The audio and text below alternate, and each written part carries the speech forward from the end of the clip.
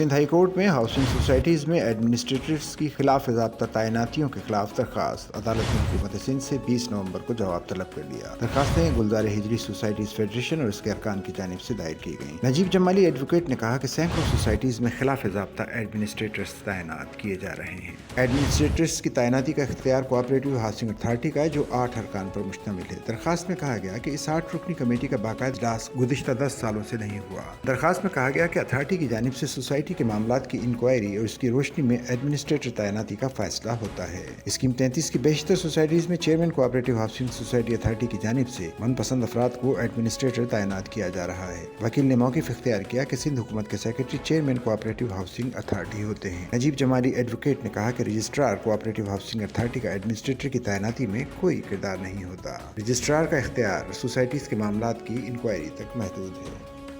Sachal news net work کی videos میں خوش آمدید۔ ناظرین، ویڈیو سے متعلق اپنی قیمتی رائے کا اظہار کمنٹ باکس میں ضرور کریں اور چینل کو سبسکرائب کریں۔